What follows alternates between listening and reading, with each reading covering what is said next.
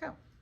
So this is a basic setup of a classroom with on the left we have what I call the presenter running on a Mac or a PC. We have on the right a tablet.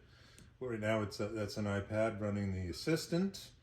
It's sitting on a Mac that's running the main screen software, which is mirrored to that big TV.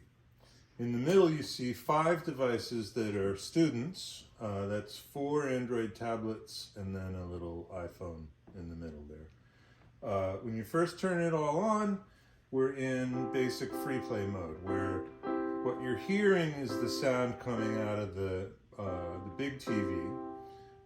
You wouldn't normally hear the sounds from the different tablets because the kids would be plugged in with their headphones on each one. You can switch to what I call free play override, which is kind of fun because then you have 8 screens showing the same thing. That's kind of fun. I like that one a lot.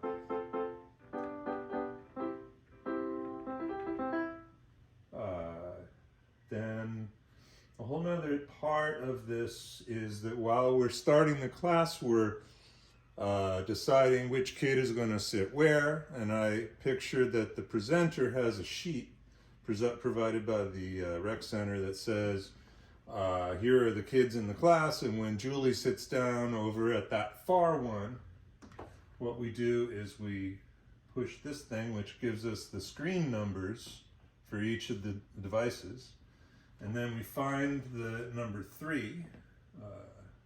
This isn't going to be as easy as I'm pretending it is. Oh, whoopsie.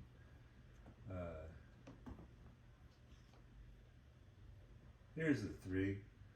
So the 3, if I double click on it, I can type, did I say Susie? No. Okay, Susie I've changed her name to Susie. Up in the upper left corner of that screen way over there, you see the name Susie, which I just typed in here. You would do this as the kids are checking in and you're associating them with your seating chart or whatever. So the basic setup here is this classroom device here is meant to mirror the actual physical room that you're in. And when you hit this, I find out that the iPhone is actually number 8. So I would say this room is like this. Oops. Look at that. So the room is kind of like this, with the 8 at the bottom and the 2 up here. And you can't quite see it from that video, but it says Susie right here, just like it does on that screen. If I go to Susie again, I'm in what I call mind meld. Oh wait, I'm going to do that a little differently. Let's see. This is 5. I'm going to type Bert. So that's Bert right there. And when I'm looking directly at Bert on the presenter screen, I'm in what's called mind meld mode. Whereas if I play things, it doesn't go to all the screens. It just goes to the one. And when I play something on his keyboard, it goes back to the presenter. So they're cross-communicating simultaneously. Let me see. So both are active at the same time, and they're connected. And there's always going to be a note stuck on somewhere. So that's a quick demo of Mind Meld and how the classroom gets laid out and the different machines get named. And then we go back to the basic script. We're going to start the lesson now. To do that, we hit this 3rd button. It looks like a little play. And all the screens switch to what the script says the kids should be looking at, or the students, pardon me, should be looking at. And the main screen follows. And as I do things here, like, so this is the first page of the book, says this book provides the most simple and yet most powerful way, as you know. If I hit forward, I go to the 2nd step. Congratulations, you have just taken your first step into a larger musical world. Again, at any time I can say, give me that free play override again. I want to show you what a chromatic scale is. There's a chromatic scale. Get back out of that. We're back into the same step we were in before.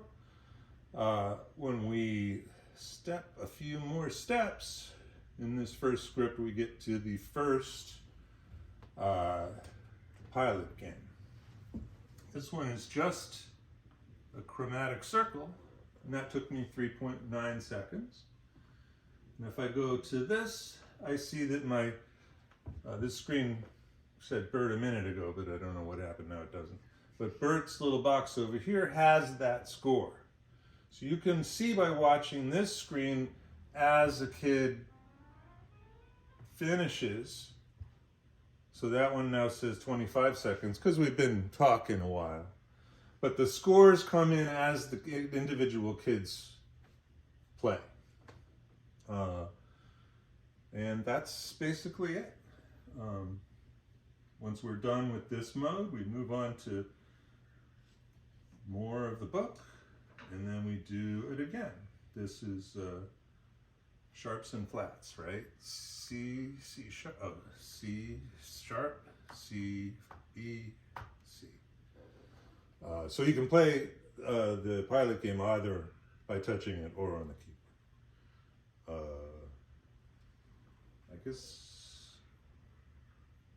that's kind of it at this point. I'm going to close it here.